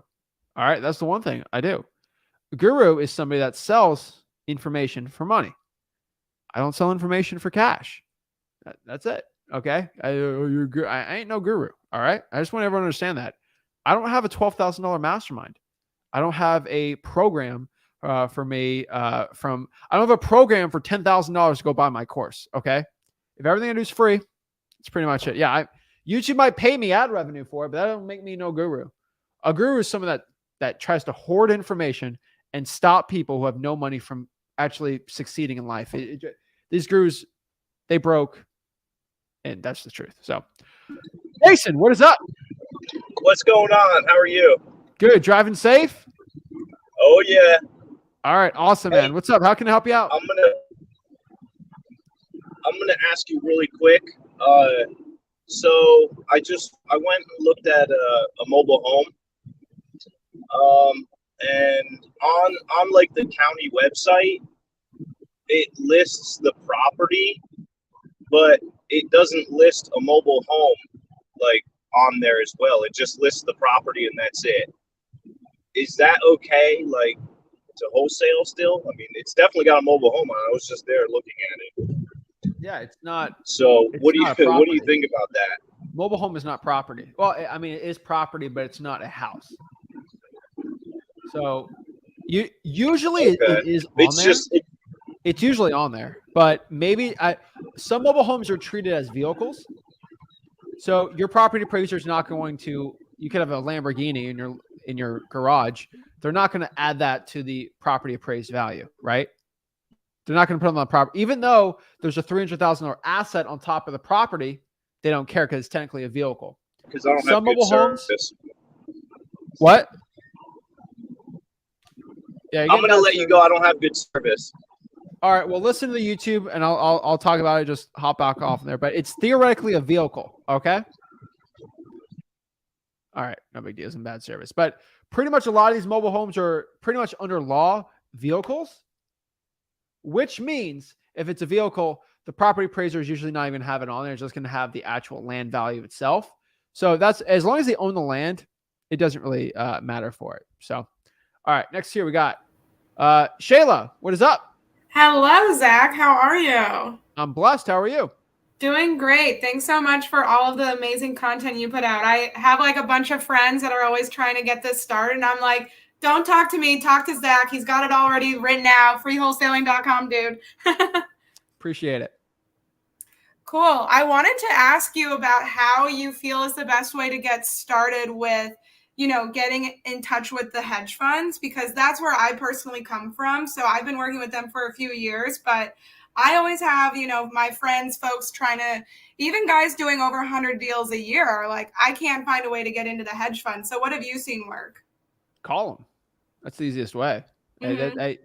There's no ifs, ands, or buts around it. You just got to find them. So if you come from the hedge fund world, I mean, all right. So what market are we talking here? Well, so what I personally do is usually in the Southeast and the Midwest, because that's where they are usually, you know what I mean? Yeah, but what market specifically? Or is there all over you're doing? Yeah, I would say probably in like 30 markets. Okay. So that makes it a little harder. So like if I'm talking, let's say Palm Beach County, there's Okay. 4 or 5 big hedge funds that pretty much only buy in Palm Beach County. Yeah. Now there's other hedge fund areas. There, Orlando, there's going to be different hedge funds there. Now you got the big BlackRock type people. That's not going to be a good one. There's kind of, I call them mid-tier ones. Yeah. Hedge funds are getting harder right now, but hence I didn't really even talk about it today. But one thing I always done is like, I'll go into PropStream or ZachData.com. I'll go to cash sales, minimum properties owned, 500, and then just start calling off that list. Yeah. That's pretty much what I'll do. So if I find, the Johnston Fund, I'll look up the mail address, boop, boop, boop. There's always, if you own 500 houses, you have a website, there's always a call here option, and then I just call them up. Yeah, I think that that's actually a really good point, because I would agree. I was saying that like at least half of the buyers that I work with paused during this year. And yeah, maybe like half of them came back on. So it's still a dip, but better than it was in like June. But to me, I think like the best way to get, especially if you're brand new, the mid-tier investors are huge. So I would say anyone that owns between, like you said, 500 and like 5,000 homes, those guys are still buying. Yeah. So you just, there's usually a website, and there's usually an acquisitions manager there, and they just call them up and go from there. Cool. Thanks so much, Zach. Appreciate it. Any other questions? That's all I got for you. All right. Have a great one. See ya. Oh. Yeah, guys, it's weird because yes, honestly, what I could tell you is cash buyers are everywhere. I'm not the biggest hedge fund person right now. I just think you make more money doing individual. Now, if we're talking about some bigger markets, you're kind of more national. Yes, hedge funds should be on there. But honestly, what you guys have to understand about wholesaling real estate is it's still a people's business. Even with a big fat hedge fund, you're dealing with a person. You're dealing with an acquisitions manager who has a boss and all this stuff, but it's still a people person. A hedge fund acquisitions manager would rather deal with somebody who's nice to them, that is easy to work with, versus one that has better deals that's difficult to work with, because they're employees at the end. There's nothing wrong with being an employee, okay? There's nothing wrong with it. But if you're an employee, you'd rather deal with just, it's insane. But yeah. All right, next here we got Joycey. Sorry, no questions. I'm good. All right, let me know if you have anything else. Guys, if you got questions, hop on. If you don't, no big deal. Joel. Hey, what's up? I'm blessed, man. What's up? Dude, I love this shirt, man. I love this shirt. Appreciate it, man. I got to figure out about Sunday, dude. The Dolphins got a Sunday night game, and I got my live stream, so I got to figure this stuff out. I'm stressed. I feel like every time I watch them, someone gets injured, so I don't watch it. I just watch the highlights. It's been rough. What's up, man? How can I help you out? 2 questions. One, since we were talking about the buyers, I have a house that I talked to the owner a little bit. That's where the 2 questions that I have. One is, how do you feel about calling on the weekends? because like I'm literally just walking in the house right now. A lot of people don't want to pick up the phone at 6:30 at night, unless So it's like West Coast. I have two rules for the weekend. Okay. Number one, don't call past 7 Yeah, or before 7. Okay. I prefer to call it like 10 a.m. because some people are night owls and they wake up at 10, but yeah, usually I think 8. So don't call before 7. I think calling at 7 is not a big deal. And then also don't call on Sundays. Don't call before noon because there's church people, and some yeah, people get really offended if you call during church time. You call it like noon or 1 o'clock, it's fine because usually most people like that in the South. They go to church and they watch their football game at 1, so it's like a perfect little yeah. thing. But like, don't do Sunday mornings. They got to think about their Sunday mornings. Every day is a Saturday for me, but I figured I ask you since you no, love cold the calling and calling out. dude, the reason why I say that is because I've been cursed out and lost deals because I've called Sunday mornings and I've called past 7 p.m. on a Saturday. So that's how I come Yeah. up with this stuff. This isn't like off the dome. Like this is stuff that I've No, unfortunately, that's and why. Yeah, that I was like the perfect person to ask this would be Zach. if you're asking yourself, should I follow up with this person? Think of the worst case scenario. Oh my gosh, Joel cares too much. I hate this guy. Like that's what they have to say. If you're just calling to follow up with somebody, there's usually never a wrong thing, right? Yeah. Hey, I'm gonna be kind of busy tomorrow, so I just reaching out today. There's literally nothing wrong with following up. I felt every Well, single. not even following up. I mean, like even just the cold call stuff. No, it's not the best. Obviously, like the number rates aren't the best, but it's still not the worst. Yeah, the only reason is because obviously, like my You job, work, it man. just keep. Yeah. So, What are the and two the best other times to one, cold call? Do you know? I know one of them is like in the afternoon, like after 2 to 7 3, I would p.m. say. And guess Yeah. what's the second best time to cold call?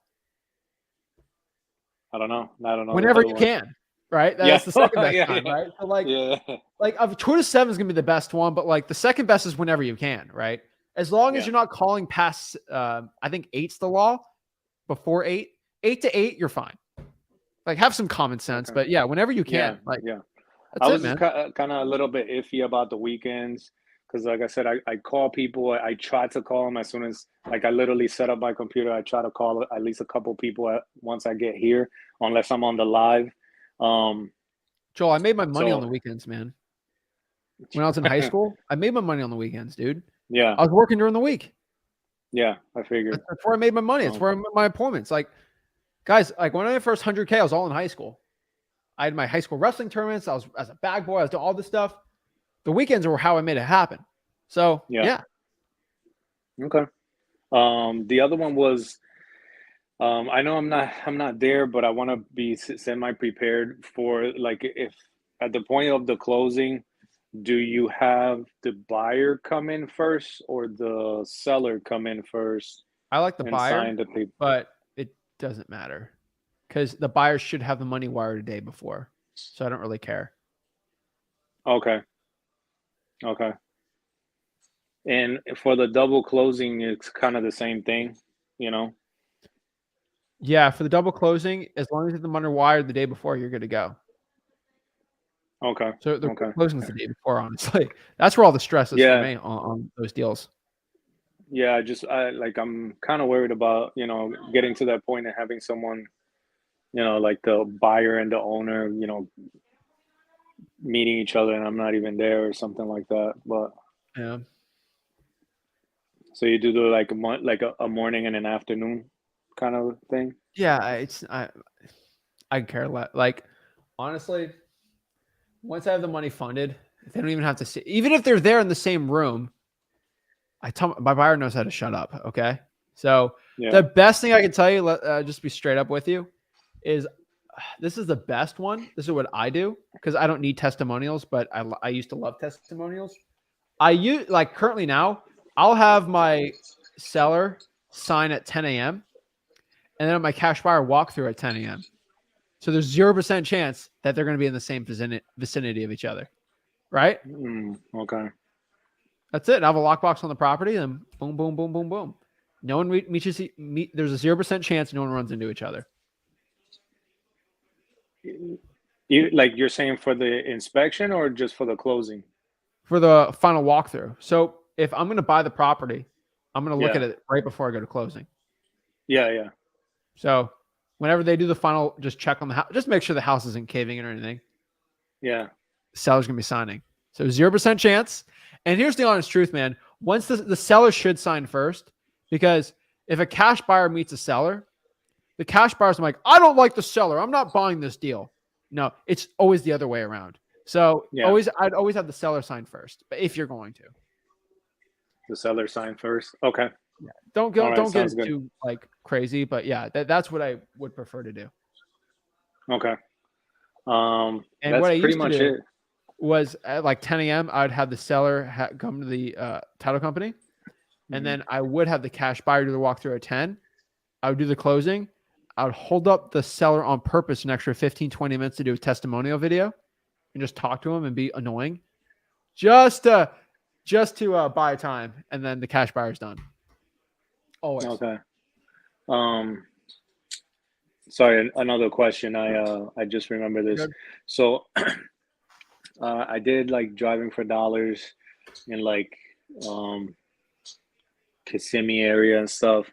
And I found a bunch of houses. I had like, I swear in like an hour and a half, I had like 150 between land and like vacant houses. But I skip traced them, and a lot of them came back with like, estates and what's the other one?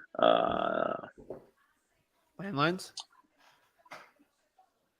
No, it's like basically they like the owners were either like estates or wills or whatever, So I got nothing back. I know the last Phone time I numbers on talked to the you. mail address should pop up. Okay, so just use the mail address. Yeah, and once you use the skip tracing, use the mailing address and then find the phone number with the mailing address. Okay, because I did it through PropStream, and PropStream just a bunch of them. Just most of the ones that I found that I had that were estates or anything like that was like considered corporate. Because when I click on the property, it doesn't say personal. It just says like corporate title or whatever. Okay. A lot of them came back with nothing. Yeah. Yeah, I'd just probably just separate them. Okay. Yeah, I mean, I was just driving and just adding whatever I saw. So, okay, I'll try to use the mailing address then for that. All right. Thank you, man. I appreciate it. You're Of always course, on let me know if point, you need man. help with anything else. No, thank you, man. All right. Have a good one. All right, you too. All right. We got KJ. What's up, Zach? What's up, bro? How can I help you out? So I'm working on a property. I got offered to the seller on Friday, and they accepted it. And then on Monday, I found out they put it on the market. So I wanted to know, how would I wholesale this? Wait, the seller put on the market or the buyer? No, so I was talking to the seller on Friday. We went to see the property, me and my partner. We got it. She accepted our offer for 130, and then on Monday we looked because we couldn't really find comps, and then we checked, and it says it's on market for 140. Well, how much do you lock it up for? She marked it up for 10,000. I locked it up for 130. 130. Okay. Did she And sign a listing agreement? Yeah, so she wants me to go to her realtor, and they accepted 130 through the realtor. But our issue now is the ARV is 250. But how will we market to the buyer if they see that they can buy it for 140? You know what I mean? All right, hold up. So when did they sign the listing agreement? So she didn't sign it yet. She's signing it today, actually. But she wanted to go through her realtor. So she signed a listing agreement with her knowing that the property is already under contract. Yeah, basically, yep. Is it listed as contingent? No, it says for sale. So you're gonna have to call this realtor and tell them to take it off because they're pretty much breaking what they're supposed to do. That's an idiot realtor though. But contact the realtor and let them know this property is under contract since Friday. And I know you signed up. Did you sign a contract willing to know there's already a contract on the property? And let them know that you're not paying the realtor at all because it was before the listing agreement. Did the seller specifically say you have to pay my realtor when you locked up for 130? So she said when we offered her 130, she said, I'll take it. You have to go through my realtor. Okay. Then probably you're in the wrong here then because you should have asked more questions. What do you mean through the realtor? Like, do I pay them 3%? How does this all work? Okay. Did you talk to the realtor when they say go through my realtor? I just talked to the realtor today. What do they say? The realtor is basically saying, do I have a buyer's agent? That's all she was saying. She wanted me. Did you tell them you're wholesaling it? Yeah. That's your problem, dude. You present it, you have your doing it with your partner, you'll be fine. I'm just saying this. Where in freewholesaling.com have I told you to tell a seller that you're wholesaling the deal? So I didn't technically What say module? I didn't say I was wholesaling it. I just said, she said, what are you planning to do with the property? I said, it depends on the situation. We either fix it up, fix and flip, rental, or wholesale. You see, you did good. You did good. Then you failed the last one. There's nothing in freewholesaling.com says for me to tell people that I'm wholesaling it. That's the worst thing you can do, man. I'm flabbergasted right here, dude. I've never tell some. I'm just being honest. You probably just destroyed the deal by doing that. Okay. Just being honest, man. Like you don't ask them that because now they're like, well, screw KJ. I'm just going to get listed here. And then now you're getting all these hurdles on your deal. Now, deal's not screwed. You can save it a little, but it's going to be really hard now because now the buyer thinks that their price is 140, which, dude, the ARV might be 200. But guess what? Now that you locked it up and they think like they can list it with a realtor because they don't think you're a legit buyer and you don't have a legit partner, you're screwed. I'm just being honest because no cash buyer is going to buy it for over. They ain't going to touch it unless it's for 110 probably. It's just the law of human nature. Yeah. If they know they can wait it out, get on market, lowball at 120 themselves. So, yeah, dude, you shot yourself in the foot and you're asking me what happened. What should I do? I'm like, well, don't get shot in the foot. My best example I would just tell the realtor to take it off the market. The thing's contingent. Okay. You and your partner are intending on buying it. That's all you can do and hope they take it off. And are you prepared to pay a realtor on this? Yeah. Are you paying them or is the seller paying it? The seller's paying. Okay. Who's paying for title? The end buyer. Okay. So you told specifically the seller that you're paying title? Yeah, I said the buyer will be paying all closing costs. Okay. The agent's fee is in the price. You're going to tell them to hopefully try to take it off the market. That's going to be your best, or put it as contingent. Okay. And then at 140, it's terrible. So I would take it a reduction, but that's going to suck too because it's like no cash buyer is going to want to buy that thing because now you kind of let the cat out of the bag on the price. So I'd see if they could take it off the market. That's going to be my best advice for you. This is a tough one, man. Okay, thank you. All right, man. Do me a favor. Don't tell anyone you're wholesaling it. You did so good. You did so good. But, man, sorry, dude. All right, have a good one, KJ. Guys, don't tell people you're wholesaling it. I don't understand how this has been a thing. The gurus don't even say this. And you already know how much I bash the gurus. Even the gurus don't say this, okay? Even the gurus aren't this crazy, okay? Even they know. Like, there's There's no benefit from that. Okay. So you go to tell someone, I want to buy your house, but I'm gonna make a profit off of you. Like, it ain't gonna like, all right. So if I go to McDonald's and I buy a Big Mac, okay, for $5, and they have on the menu that they bought the Big Mac for $2 and they're gonna make a $3 profit off of you, you're more likely not gonna want to buy it, right? That's just human psychology. Same exact thing with cash buyers, especially the same thing with seller.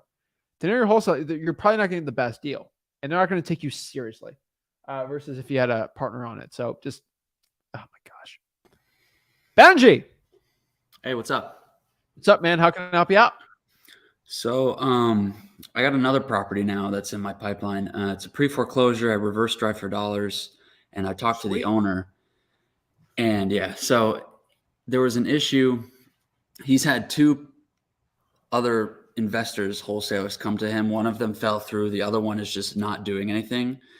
And the one that's not doing anything, he signed a purchase and sale with him, and he also put a memorandum on the property. So my question to you is how that seller can get out of that, because he feels like he's being scammed and he just doesn't want to deal with this guy anymore. And they signed that memorandum. So it's basically say that one more time. So another investor or wholesaler, I don't know, signed a purchase and sale. Okay. Yeah, you're good. They signed a purchase and sale agreement with the seller, and they also put a memorandum on it to cloud the title. So my question is how would that seller back out of it now that they signed that memorandum? Because that's a tough one. Because he doesn't want to deal with this guy anymore. He's like, I feel like I'm getting scammed. Like they keep like throwing shit at me. They keep like lowballing me, telling me to reduce more and more. And like, he's like done with them. So here's the thing. So when is do you have a copy of the contract? I do not, but the memorandum is on the clerk of court. I found it, and they put it, the memorandum is all the way from March of this year, and they still haven't moved the property. Okay. This is going to be the thing. They probably locked it up for too high. Am I correct? Possibly. How much too high? I didn't dig that deep. Ask them. Because you know you got to go below that. Of course. So Okay. if they locked it up for 250, you know they couldn't sell it for anything above that. So you already know what price you need to be at. Here's the best advice I give to you, especially in Florida. He put that memorandum because hopefully 2 reasons. The seller's stupid or the wholesaler's being dumb. Either way, because there's guru guys that do this and guys that don't. Right. Here's the coolest part. If you do the memorandum wrong, you can get sued really bad, like really bad if you do memorandums wrong. That's why I don't talk about it too much. You're maliciously. How old is this seller? So it's heirs to a property. The father died. It's brother, and sister, and it's like different stakes. Okay. So well, it's the one that I talked to, the one that I talked to, he's the middle child. So I would say he's probably in his late 40s, early 50s. Okay. So let's say, I like this in Florida because I get this all the time. All right. So let's say a 50-year-old man. You are purposely, maliciously clouding a title from a 50-year-old man so he can't sell his piece of real estate. Right. To someone else. There's malicious intent and good intent. Here's how the law works in Florida with memorandums. Unfortunately, I do memorandum law probably 3-4 times a year from people trying to steal my stinking deals. Number one, if I'm the seller, I'm just telling you what they should do. If you locked it up for 200 and it was way too high, they got to be at like 180, 170, which they're probably trying. And he says no. I'm muting you real quick. All right. So if you can hear me, right? All right. So if they lock it up, let's say for 200,000, and they keep getting a price reduction for 170 and 160, and I'm the seller. I'm like, no, I agree to 200. They're like, you know what? This stinking guy, he won't do it. I'm putting a memorandum. I'm not selling for under 200. They might put a memorandum for that 200, and so he can't sell to anyone else, only to me. Here's how the memorandum works. You both made a contractual agreement to sell it at 200. That means the wholesaler at the end of his inspection period should get in or out of the deal or in the deal, right? So if 30 days passed and he couldn't close on it, after the inspection period, then he legally has to buy that. He legally has to. Now, if he doesn't show up, he can get sued.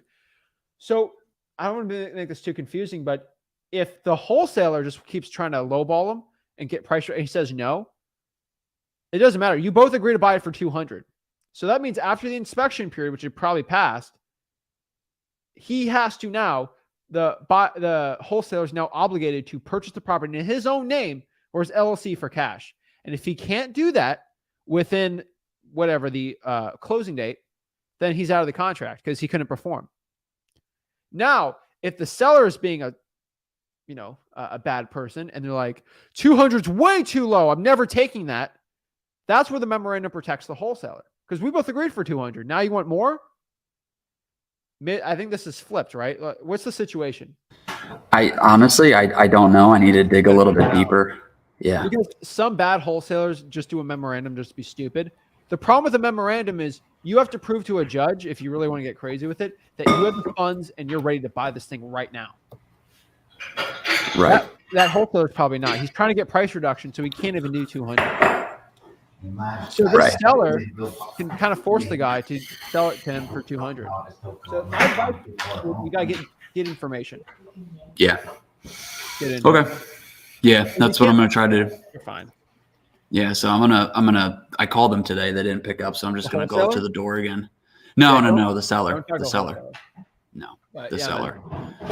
So that's that. And a little progress on the other deal. I'm actually going to the jail to notarize power of attorney so we can get that going. So it's like Monopoly, dude. You're just visiting.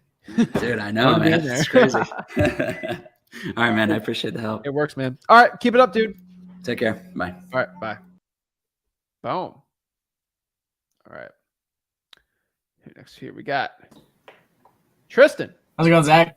I'm good, man. What's up? Doing pretty good. I just had a couple questions for you. Just got my notes here. I was wondering, so for title companies, do you have a system for vetting them or like a script? Oh, yeah. It's pretty easy, man. For a title company? Yeah. Number one, are you okay with an assignment fee? Right? Assignment fee. Are you okay with $100 earnest money deposit? Or are you good with my title? And that you just got to go through the entire wholesaling process with them. Sounds and good. are you okay with the wholesaling process? Freewholesaling.com has that.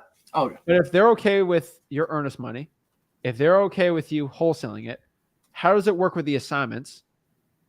Do you do double closings? How many assignment fees have you done the past year? Okay. If they're like, Tristan, we've done no assignments, but we can do them. Yeah. I don't want to use that. Okay. I'm not comfortable with it. For sure. And just use one most wholesalers use. You'll be good to go.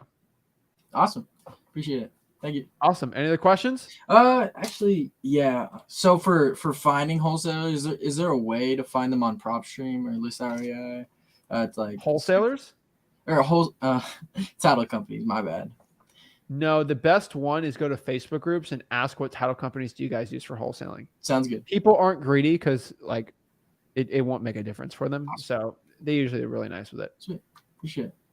Well, yeah, awesome, that was the last question I had. Appreciate it. Cool, man. Is that Fallout battle armor behind you? Yeah, I actually built that. The helmet? I built a whole suit, but it kind of like somewhere around here. Wait, is that from New Vegas or is that the newer one? Like, let me see. I built it when I was like 11, honestly. Oh, that flashed on it. Oh, that's got to be 3 then. That's Fallout 3, right? Yeah, it's Fallout 3.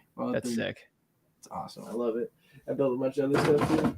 Cool, man. Ant-Man helmet, but let's stick it to wholesaling, I guess. You know what I'm saying? Love it, man. Have a good one. Appreciate it. Have a good one, dude. Thank you. Boom. Dude, Fallout battle armor is sick. All right. Next here we got Destino. What's up? Yo, what's up, Zach? Sorry, I stole your deal yesterday. Ha! Yo, I thought you was for real. I'm like, yo, he's tight at me. But... Bro, I was going down the list, man. Check it, right? So, I mean, hey, I got a 70K reduction. I'm like, let me get the next one. Yo, but check this out. Now, you did your thing. You did your thing, and that's fire. You inspired me, brother, because I called in Arizona because, you know, I'm in New York, so sometimes the way my day works is better for me to call at night or whatever. So I figured that's a good strategy, actually. Facts. So I figured, thank you, and I figured I'll call over there. I got an $1,000 reduction. Nice. Yeah, thanks. And the issue is that it's occupied. The ARV is 350. It's I got What's it him listed down. for? So, what's Roughly. that? Don't give me the address. No, Or no, no, the, no, no, no. I wasn't gonna do that. what's a I range? Like I 300 to 400, 5 to three, 6, 2 to 3, yeah, it's three, like it's 350. I 3 to got him. 4. You want me to tell you what I got him down to? No. No, No. So is it because people 3? can figure Actually, it out, right? yeah, I can figure it out. 3 to 400 range. Yeah, mid, like Okay. mid, All right. mid, That's and fine. I I got, don't care. I don't want to hear anything else about that. All right. and I There's too got many him, physios out. There's not and enough I got, physios. yeah, All man, right. yo, and I got him down. But there's a tenant in there that's been there for 3 months, and she's no, my bad. She has a lease, a 1 year lease, but she's behind 3 months. Ooh. Right. Wait, she's been there for 3 months and she No, has no, paid. I have a feeling she's been there before. Oh, okay. And then I guess when she renewed, she fell behind. That's one thing. And then he has like a little small 200 square foot studio in the back, and he has someone in there as well, but they're kind of like just a helper that's helping him do repairs because he's 6 hours away, and that person's kind of like unofficially there. You know what I mean? No contract. I get it. All right, cool. It's a rental. It's kind of like a rental market. There's also nice houses around there too. So it has potential. I believe it has potential for both a rental or a flip. I don't know if I got him down enough. I tried getting him down to even lower, and he didn't budge. You know what I'm saying? He kind of like tried to meet me in the middle somewhere. So, I did what I could with it. What I'm wondering is if he wants it now. Another thing is he wants a clause whereby in 2 weeks, if my inspection is done, he gets $1,000. I'm thinking that's an issue because what if the person's not out in 2 months? It's gonna take him a while to evict them. Wait. He wants 1,000 after the inspection? Yeah, that's what he's saying. He's Who, like, the oh, I'm tenant gonna or the seller? the seller. He's like, oh, but I'm gonna take my property off the market. So he basically feels he needs to get compensated for that. Not But on I'm the thinking, market. sorry, It's not on the market. it is On the MLS? right. The thing was, I called him Fizbo, and I got a hold of him. Yeah, but That the was- FISBO isn't a market. It The isn't. market's MLS. I understand, but he is listed as well. The problem was that the As a realtor. the listing never came down, so I found his old listing and contacted him. So it was unintentional. Okay. You understand what I'm saying? The old I get listing it. is there with his information, whereby, yeah. Long Got story short, I found out mad information from him when I was talking to him. Realtor doesn't really know I'm talking to him because I don't want him to get in trouble. I know I'm treading in the great area there, but it was unintentional. You know what I'm saying? I get it. Long story short, I'm wondering if I might even have a deal there, or I'm thinking of playing hardball and not even locking it up till he gets rid of the tenant because I know that the tenants could be the issue. You're gonna have to talk to the realtor here. They're the gatekeeper, dude. They're gonna feel terrible, and they're probably not gonna like you. No, I ain't gonna tell him that to keep it 100. I mean, I wouldn't do that, but it was unintentional. So how do you think it's gonna be when the seller says, "Hey, here's a contract I signed"? I'm talking to the realtor. My bad. I haven't. It's just there's a lot of things going on. Oh, you're not talking to the owner? Are you talking to the realtor or the owner? I'm talking to both. Because once I spoke to the gentleman, I told him, listen, I'm really supposed to be going through your realtor. I'm gonna contact your realtor. Okay, I didn't know you're talking to both of them. So that's actually good. Okay. Yeah. So yeah, who mentioned the 1,000? The owner or the realtor? The owner. Yeah, the realtor would not do that because that's stupid, and that's not how real estate transactions work. So now this is kind of going to mom and dad. If mom says no, ask dad. Okay. Same situation. So try to lock it up with the realtor, not with the owner. Try to lock it up with the realtor. Yes. The man wants $1,000. I ain't got no $1,000 to send him, and I ain't gonna do that. Mom said no. Talk to dad. Oh, so like basically tell the realtor, yo, tell him I can't. I'm ready to buy it. Here's the price. But my EMD, I guess he wants substantial EMD. He's gonna counter with that situation regardless. Because you're dealing with an on-market property, of course. So it's You kind of want like the benefits of wholesaling on the MLS, but you don't want any of the downsides. Like I don't get it, man. Right? It's like you want to live in Florida, but you don't deal with hurricanes. It's like you can't. Okay. That's the issue when you're wholesaling MLS properties. They're all going to want a big EMD. Should I do that for 2 weeks and see if I can get a cash buyer to do it? Yeah, if you want. Or I could play hardball and just say, you know, I can't do that much. I can do 500. Well, then they're not. I just say I'm doing 1,000. It's risky with the.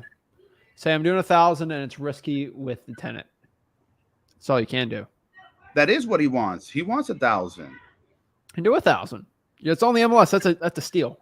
Oh, okay, cool. So then, you know, my perspective just needed to be like, you know, redirect. That's a steal for the MLS, dude. I was thinking you're like 3, 4, 5. All right. So it's a 2-week contingency. Kind of worries me because you know the market is shifting, and 30. I'm not sure. Sorry. Make it 30. I tried. I spoke to the man and told him about the 30. We agreed to 45 days closing and 30. When I mentioned 30 days inspecting, he wanted 14 days. Okay, well, I want the tenant out there in 14 days. He ain't gonna be able to do that. How he gonna do that? All right. So what happens if you get this under contract? 14-day inspection. Tenant trashes the house. Now you're forced to buy it. Trashes it. Holes in the wall. Right. Graffiti. Smashes all the windows. I'm telling you, this seems like I've seen it all the time. All right. So I just gotta I've seen tenants where they cheat on their spouse. Spouse finds out, destroys the entire house. And I'm like, this is a rental. What are you doing? Destroys it.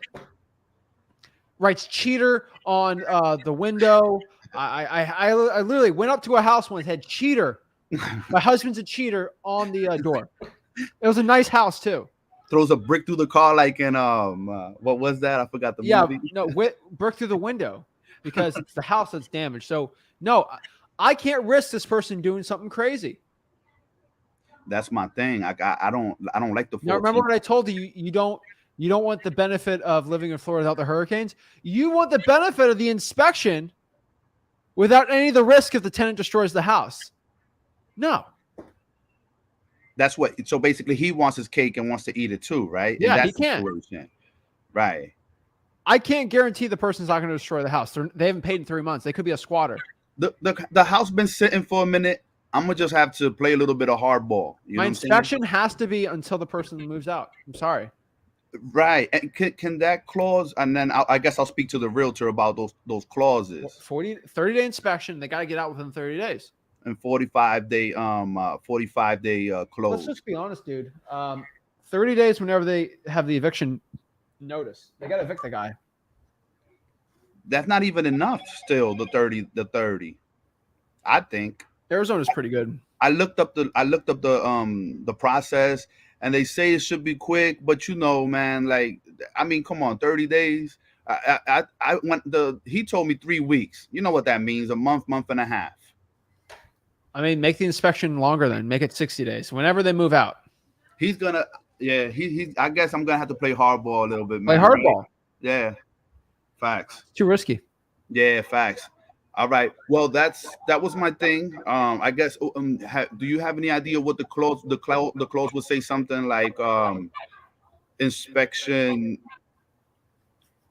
45-day inspection period or 60. Mm-hmm. That's it. And then tenant must vacate property before closing, or 20 or a week before closing. Something. Yeah. Right. All right. That's it. All right. Cool. Right? Dude, it's too risky of a deal, man. Because like I've seen tenants destroy houses when they move out, like destroy them. I forgot to mention that there's like it needs like 25,000 or something in repairs.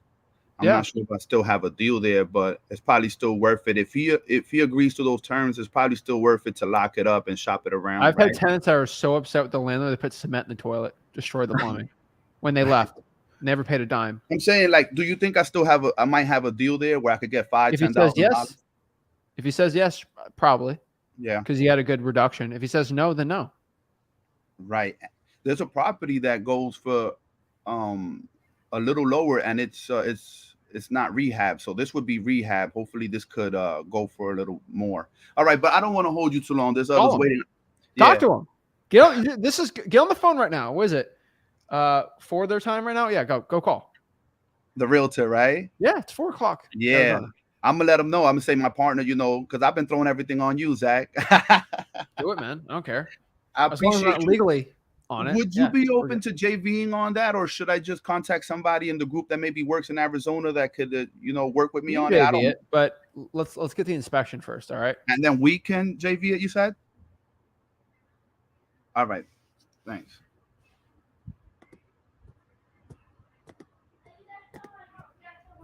Pop me off for a second. All right. Yeah. All right. Peace, brother. Thank you. No, we can JV. We got to do the numbers and see if it works. All right. All right. Cool. So how do I go about contacting you? Just support or get the deal locked up first with those terms, and then we can talk. I'm gonna holler at you on the next live. Thank you. All right. Keep it up. I appreciate it. Oh, all right. Next here we got Jose. Hey, how's it going? What's up, man? How's it going? Good. I have a question. I have a situation. I was talking to a seller. I ran the numbers. I told him that the most I could do was 115. I had a great conversation with him. I left him at that. I used your advice. I gave him some ideas for, things he could do if he wants to sell and stuff. So I think that resonated well with him. And he contacted me a week later and, was saying if I can come up.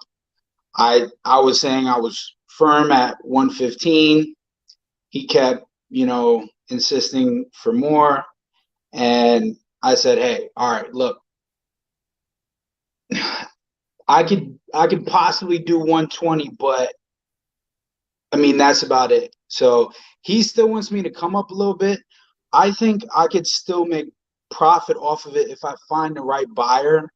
So my question is, since he's and he lives, the property is in PA. He lives in New York.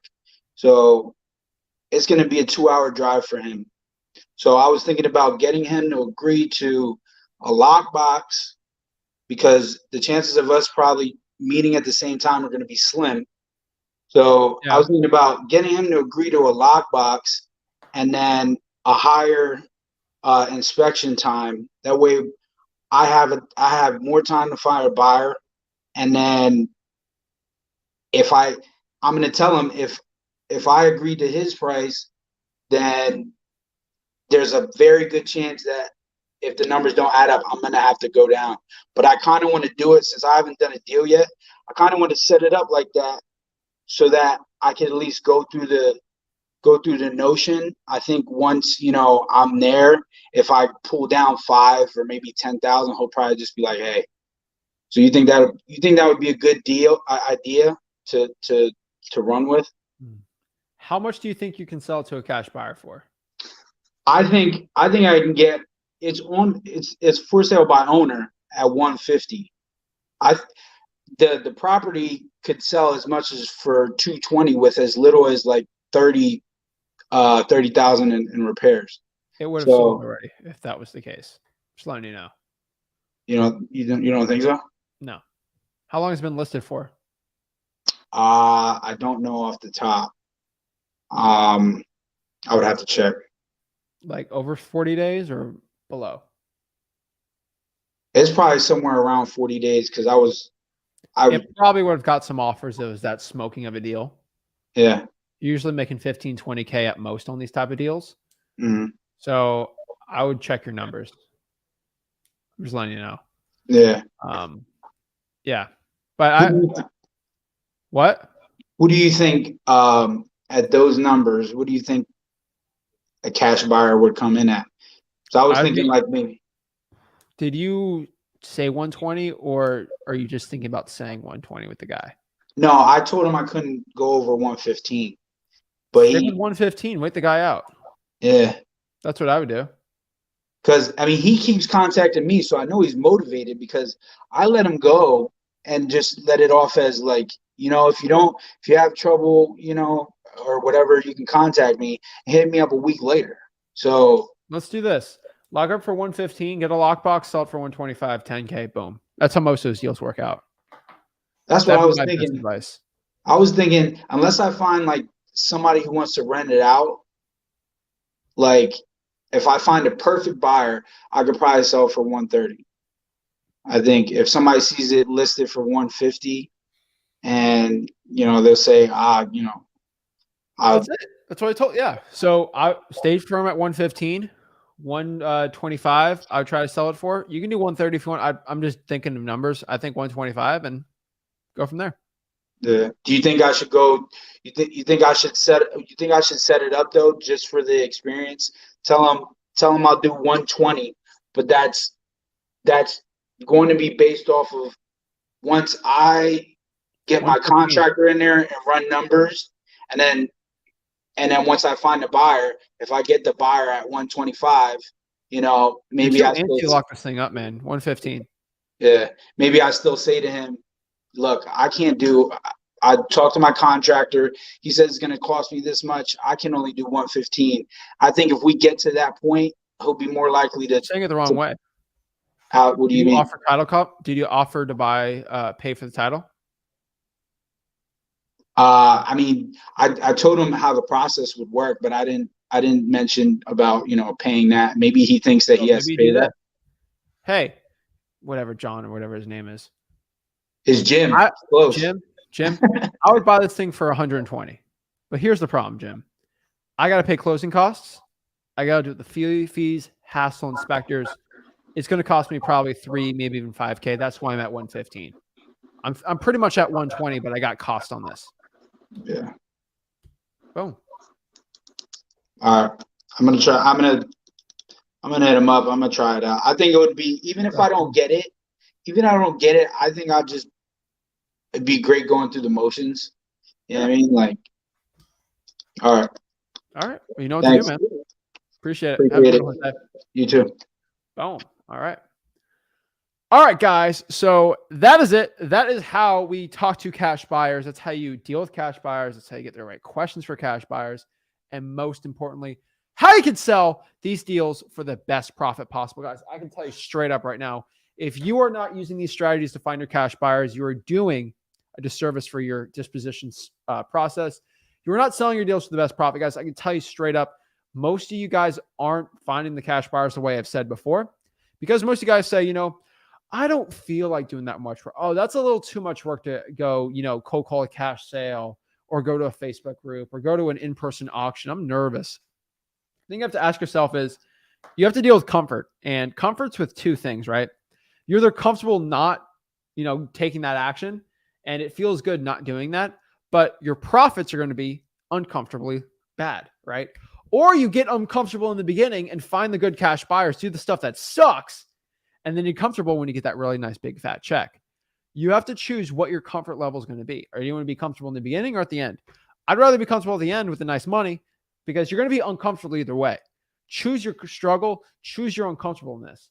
And once you start looking at it from that perspective, I think your wholesaling business is going to change for the better. And you're going to start doing more wholesaling real estate deals, right? Because a lot of people focus so hard on getting the best contract price possible. And that's so important. But so many people neglect the fact that you also need to get the best cash buyer possible, because it's a yin and yang, right? It's getting a good price under contract, but also selling it to a cash buyer on the dispo side for the best price possible.